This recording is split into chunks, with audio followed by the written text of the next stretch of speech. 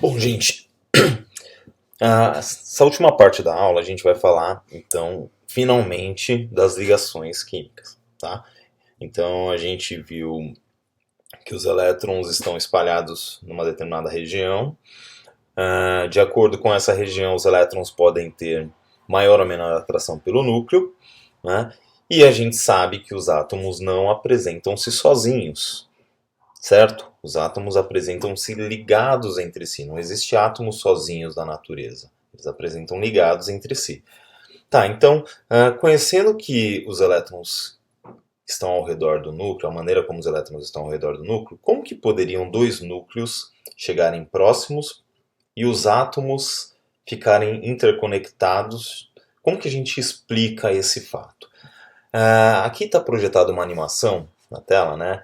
Que é uma animação que visa mostrar um dado experimental que, digamos assim, nos traz indícios da natureza possível das ligações químicas. Então esse é um experimento bastante comum, né, onde eu tenho água, né, destilada sem nenhuma outra espécie química presente, eu tenho açúcar e eu tenho sal que eu posso adicionar. Tá? Isso daqui está naquele site PET Simulations, P-H-E-T simulations.com, você encontra essa animação. Então, bom, o que acontece? Eu tenho uma bateria, um circuito elétrico e uma lâmpada. E eu tenho água pura. Água pura não conduz eletricidade, ou melhor, conduz de uma maneira tão fraca que não é possível acender uma lâmpada.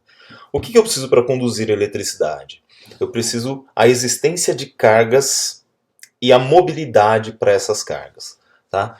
O que aconteceria se eu acrescentasse açúcar ou sal nessa água aqui, de modo a transformar numa mistura? Será que passaria a conduzir?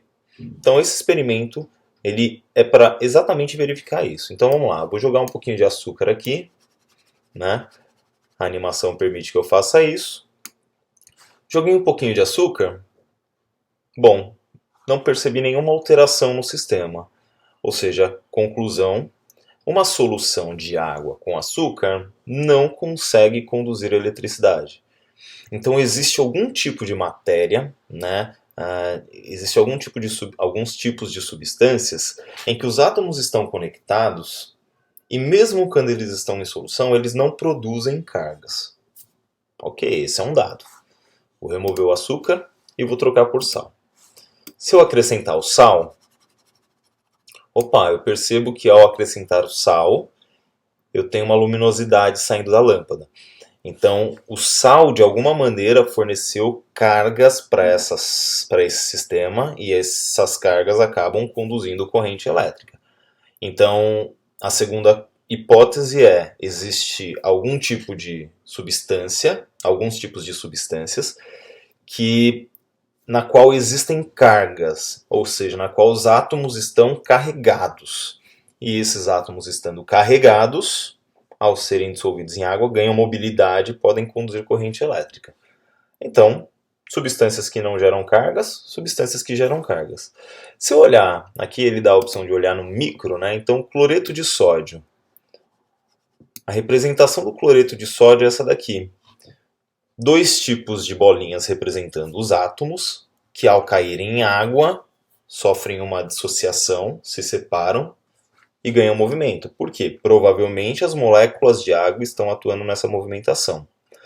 Como a gente viu, o cloreto de sódio conduziu corrente elétrica. Então, provavelmente essas bolinhas representando os átomos são carregadas, né, carregam carga. Vou remover e vou trocar pela sacarose. Se eu jogar a sacarose aqui, bom, você percebe que a representação da sacarose são estruturas um pouco mais complexas, com um aglomerado de átomos, vários átomos ligados, só que esses átomos não se separam. Então as moléculas elas ficam inteiras. Então eu não tenho, como eu sei que não conduziu corrente elétrica, provavelmente a sacarose não gera cargas, né? Então já fica uma outra possibilidade. Quando os átomos conseguem se separar, ou seja, quando os átomos se separam uns dos outros, talvez eu tenha a produção de carga. Os átomos não separados, quando eles permanecem ligados, eu não tenho a produção de cargas. Lembrando, átomo carregado significa íon, tá? Pode ser positivo ou pode ser negativo. E ainda dá para ver mais um sisteminha aqui, ó. Aqui é a representação, se eu pegasse um pedacinho desse sistema e ampliasse bruscamente, eu teria moléculas de água representadas dessa maneira. Eu vou colocar aqui cloreto de sódio. Percebam que agora ele já representou como mais e menos. Então o Na está positivo, um íon positivo, e o Cl está negativo, um íon negativo. Se eu soltar aqui, ó, a água de alguma maneira consegue interagir, separando o NaCl e dando movimentação para eles. Desta maneira eu tenho cargas em movimento, eu consigo ter a condução. A sacarose é esse conglomerado de moléculas aqui, e a água não consegue separar os átomos, né? Separa as moléculas, mas não consegue separar os átomos, ou seja, quebrar as ligações. Então não há produção de cargas. Beleza? Então, vamos olhar esse experimento da seguinte maneira. Eu tenho espécies que se ligam formando cargas, né? E eu tenho espécies que se ligam não produzindo cargas. Ou seja, eu tenho pelo menos dois tipos de conexões entre os diferentes átomos existentes na natureza. Vamos tentar entender por que esses tipos de conexões se formam. Então vamos voltar aqui.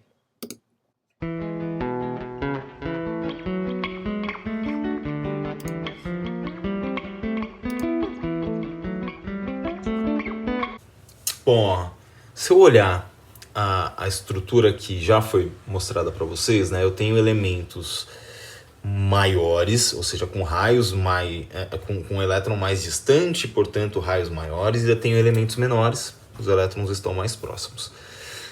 Imagina a seguinte situação. Eu pego um elemento flúor, pego a substância que contém o elemento flúor, e eu vou conectá-la, ou vou tentar ligar com o elemento césio. O flúor, como ele é pequeno, os elétrons ficam próximos, então ele atrai bastante os elétrons, certo? Então ele provavelmente vai atrair elétrons de outros sistemas, de outros átomos. Então o flúor é bastante eletronegativo. O césio é um elemento bastante grande, né? Ou seja, os elétrons estão bastante distantes. Então os últimos elétrons do césio não estão tão atraídos pelo seu núcleo. Se por um acaso eu tiver a junção ou a mistura de flúor com césio, o que pode acontecer é o flúor que atrai fortemente os elétrons, encontrar um elétron próximo do césio e retirar esse elétron do césio, porque o césio não atrai os elétrons tão fortemente. E aí eu tenho que o flúor recebeu um elétron e, portanto, ficou mais carregado negativamente, virou um flúor negativo, e o césio perdeu uma carga negativa, perdeu um elétron, virou uma carga positiva, um cátion. Esse é o tipo de ligação que forma íons. E aí, pela formação do íon, o íon positivo e o íon negativo, eles acabam se atraindo. Então, uma atração entre dois íons é um tipo de ligação que a gente chama de ligação iônica. Quer ver uma representação para a ligação iônica? Então imagina que eu tenho o flúor, ou eu tenho um elemento que atrai mais os elétrons do que um elemento que repele ou que perde esses elétrons com facilidade. Então quando eu tenho o elemento recebendo o elétron do outro, no caso negativo aqui está recebendo o elétron de um outro elemento, esse elemento fica carregado negativamente, e o outro, por ter perdido, fica carregado positivamente. Uma outra representação que eu vou mostrar para vocês no final desse vídeo, que é a representação de Lewis, seria essa daqui.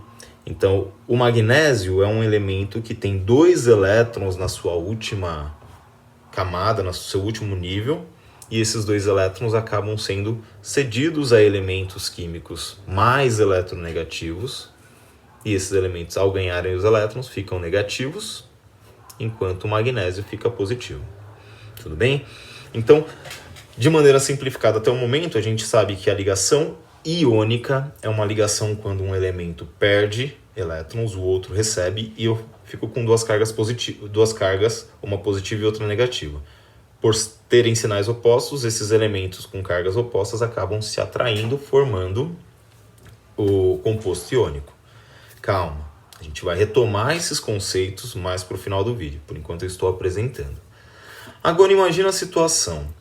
Imagina que eu tenha elementos próximos em termos de eletronegatividade. Então, o oxigênio e o nitrogênio, ambos atraem bastante os elétrons. Se eu colocar átomos de nitrogênio próximo a átomos de oxigênio, os dois querem receber elétrons. Ou seja, os dois têm uma atração por elétrons.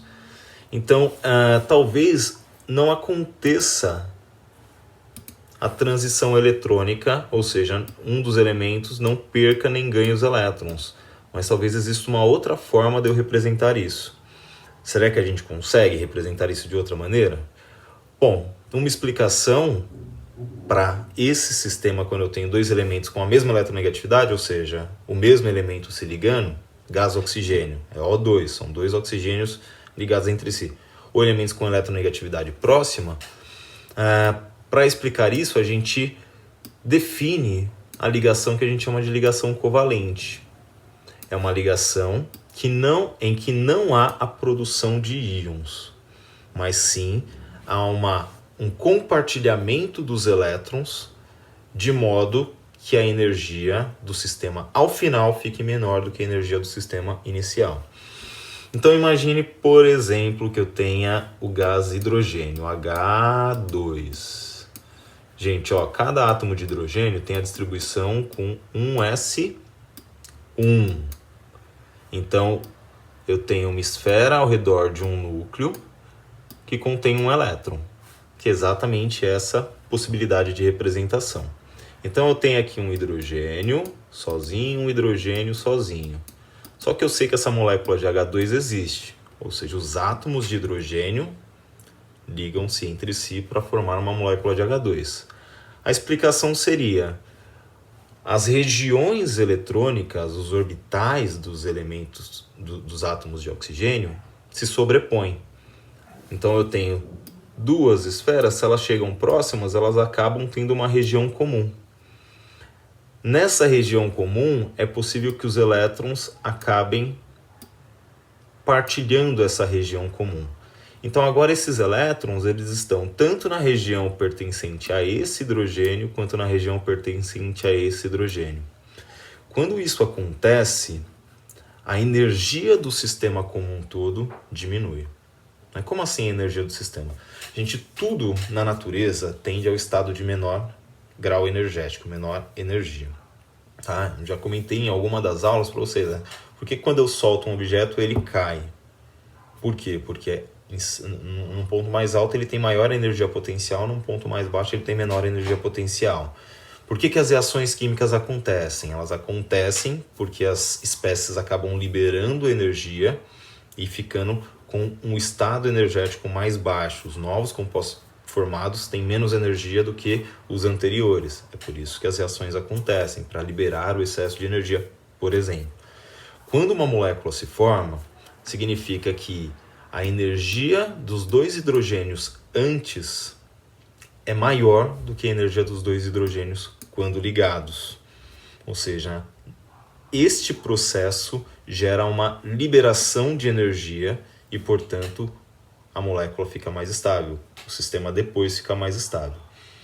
Bom, como esses elétrons não foram nem ganhados nem perdidos por nenhum dos dois elementos, a gente diz que eles estão compartilhando uma região eletrônica. Eles estão sendo compartilhados pelos dois átomos. E aí a gente tem uma ligação que a gente chama de ligação covalente. Tá? Mas quando que a ligação covalente vai acontecer? Geralmente quando eu tenho elementos com eletronegatividade próxima uma da outra. Então, quando eu tenho elementos com eletronegatividades muito distantes, um dos elementos atrai poucos elétrons, o outro atrai muito. Então há uma tendência de ruptura, né? O elétron vai ser, de certa forma, vai sair de um átomo e vai chegar até o outro átomo. Quando eu tenho átomos com eletronegatividade muito próxima, ambos atraem os elétrons. Então ambos vão querer ficar com os elétrons, eles acabam estabelecendo um sistema de compartilhamento. Percebam aqui, ó, que o spin dos elétrons na região compartilhada é o oposto, né? Então, relembrando, o spin é uma propriedade do elétron que tem relação com a sua movimentação. O movimento do elétron produz um campo magnético. Então, imagina que uma carga se movimentando gera um campo magnético no sentido norte-sul. A carga se movimenta no sentido oposto gera um campo magnético sul-norte. Então, eu tenho campos magnéticos em sentidos opostos, como se fossem ímãs, e eles acabam gerando uma certa atração, o que talvez minimize a repulsão por conta dos dois serem negativos. É por isso que eles têm sentidos de spin opostos, tá? Então essa seria a representação, algumas representações aqui para a ligação covalente. Ela acontece em diferentes moléculas, né? Por exemplo, aqui, ó, hidrogênio se conectando com flúor. Opa! O flúor, ele tem, se você lembrar da distribuição eletrônica do flúor, ele tem 9 elétrons. Então é 1s2, 2s2, 2p5. Tá? Então, os últimos elétrons do flúor estão nos orbitais p, que tem esse formato de lóbulo. Tá? Então, o flúor tem um elétronzinho aqui em um último orbital. Lembra lá, ó, p5. Vamos fazer as casinhas aqui. 3 casinhas, né? 3 caixinhas. 1, 2, 3 elétrons. 4, 5 elétrons. Então, tem um orbital em uma das caixinhas P. O hidrogênio tem um elétron só, né? E aí eles vão se combinar de modo que esses elétrons fiquem na região comum e com sentido oposto. E aí eu gero um novo orbital que a gente chama de orbital atômico, orbital molecular.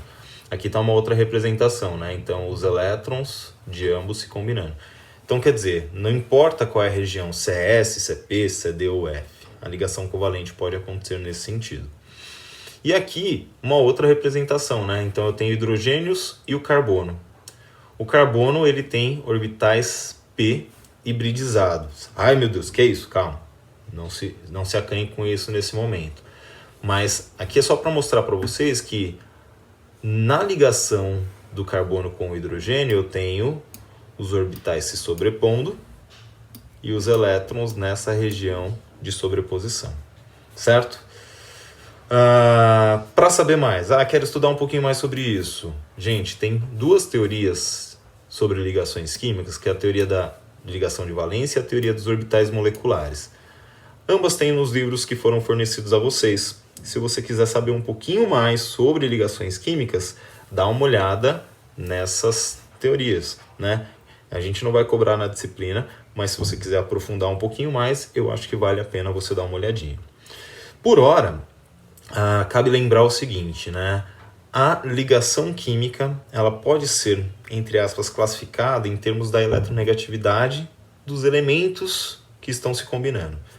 Então, se a diferença de eletronegatividade é muito alta, então um elemento que está muito para a esquerda da tabela com um elemento que está muito para a direita na tabela, eu tenho uma ligação fortemente iônica.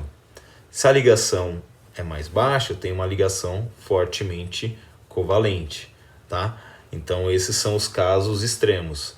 E aí a gente tem um caso particular, que é a ligação metálica, que a gente vai falar disso mais para frente, na próxima semana, que é o grande finale das nossas aulas, tá?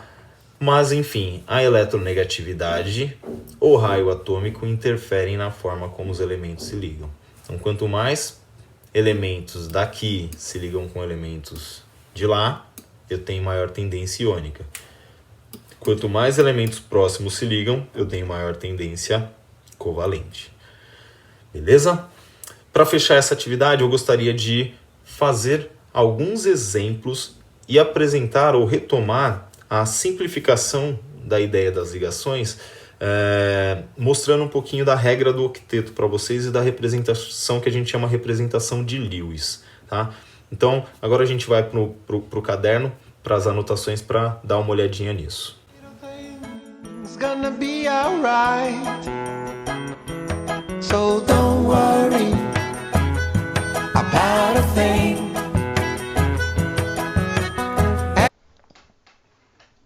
Bom, então existe uma representação que a gente chama de representação de Lewis e eu queria mostrar ela para vocês nesse momento, tá? Eu vou utilizar os elementos clássicos, que são o elemento sódio e o elemento cloro, para montar a ideia dessa representação numa ligação iônica e numa ligação covalente. Depois a gente vai ver outros exemplos.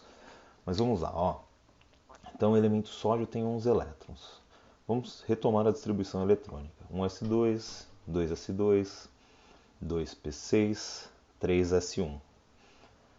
Essa é a distribuição eletrônica do sódio, e o importante para a gente agora vai ser sempre o elétron mais externo, tá? Porque é esse elétron que vai ser ganho ou perdido numa reação química. É ele que vai sofrer a movimentação. Então a representação vai simplesmente ilustrar o elétron presente no último nível energético. Então Na com uma bolinha. O cloro tem 17 elétrons. Olha só a distribuição eletrônica dele. 1s2, 2s2, 2p6, 3s2, 3p5. Então o último nível eletrônico dele é o nível 3 e ele tem nesse nível 7 elétrons. Bom, como que eu represento? Só represento os elétrons do último nível. Então Cl com 7 pontinhos ao redor, representando 7 elétrons no último nível. Aí a gente olha, o Na tem 1 elétron, o Cl tem 7 elétrons.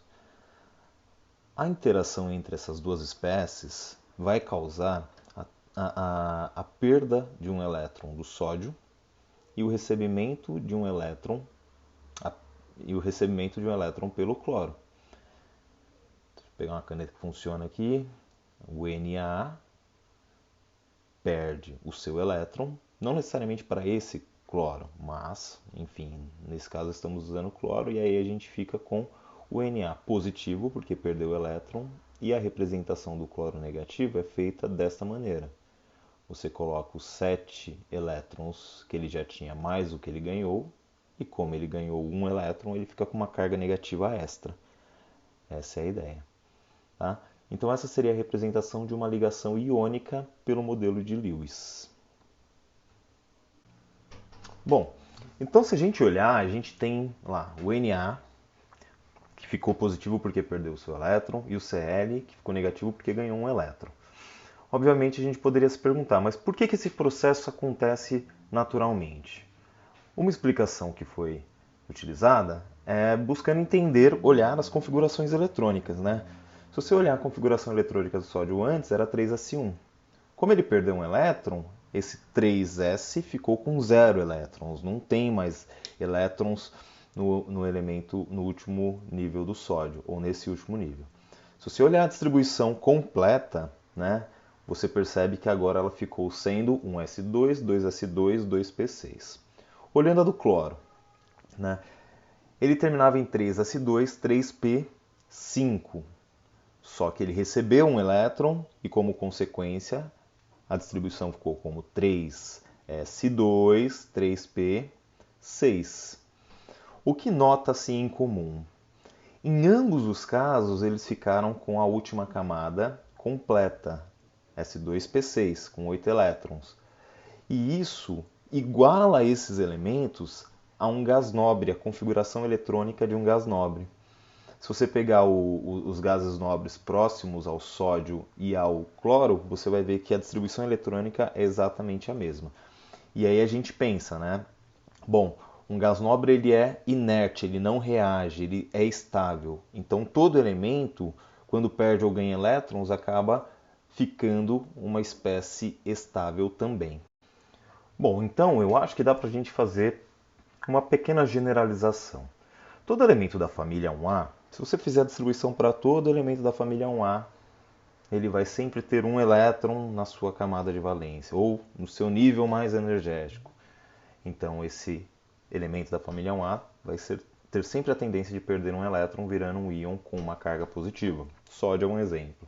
Elemento da família 2A, o magnésio, como exemplo, mas todos os elementos da família 2A têm 2 elétrons no seu nível mais externo, e aí acabam perdendo esses elétrons, porque aí eles ficam com o nível anterior completo.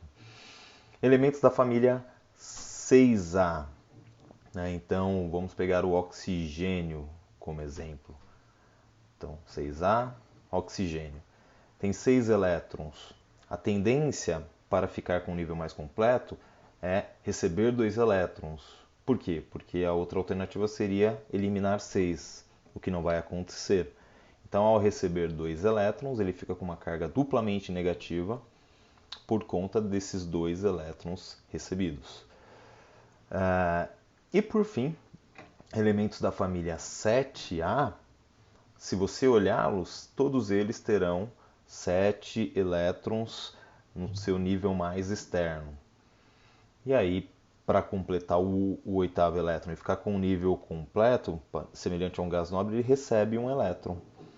Esse um elétron recebido faz com que ele fique com uma carga elétrica negativa e dessa maneira se iguala em termos de configuração eletrônica a um gás nobre. Tá? Então, essa é uma generalização relacionada à regra do octeto.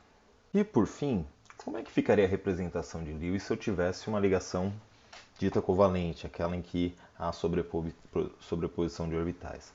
Então vamos lá, ó. Se eu pegar o elemento químico cloro, a gente sabe que ele tem 7 elétrons no último nível, então eu represento aqui os 7 elétrons. Ok? Ele, para se completar, precisa receber um elétron. Só que como ambos querem receber o elétron porque tem a mesma eletronegatividade, eles acabam sobrepondo os orbitais. E aí eu fico com um compartilhamento de elétrons e eu posso representar simplesmente os elétrons entre os 2 átomos de cloro pelas bolinhas, como eu acabei de fazer aqui. Tá? Vou pegar um outro exemplo, o oxigênio. Família 6A, ele tem 6 elétrons no seu último nível energético. Então, 6 elétrons aqui, outro oxigênio, 6 elétrons aqui. Bom, o oxigênio, para se estabilizar como uma configuração de gás nobre, precisa ter 2 elétrons a mais. Como eles ambos querem os elétrons com a mesma força, eu tenho o compartilhamento de um par. E do mesmo jeito, eu represento os pares de elétrons compartilhados entre os elementos. Então aqui estaria uma representação de Lewis para a molécula de oxigênio. Representação comum, que a gente já viu. O par de elétrons compartilhado é representado por um tracinho. Aqui no oxigênio eu tenho 2 pares, então 2 tracinhos. Tá? Não é 0 igual a 0, é O duplamente ligado a O. Exemplo, CH4, carbono ligado a 4 hidrogênios. Carbono com 4 elétrons no seu nível mais externo e hidrogênio com 1. No caso do hidrogênio, o átomo de gás nobre mais próximo dele é o hélio, que só tem 2 elétrons. Então o hidrogênio, ao invés de completar 8, ele completa 2. Tá? Então representando aqui o carbono com seus 4 elétrons e o hidrogênio com 1. Se eu tenho 4 hidrogênios e um carbono, cada hidrogênio oferece um elétron para compartilhar e o carbono oferece os seus 4 elétrons. Se você contar, o carbono compartilhou 4 elétrons, então ele tem 8 elétrons compartilhados no total. Se são compartilhados, são dele e do hidrogênio. E a representação da ligação através dos tracinhos.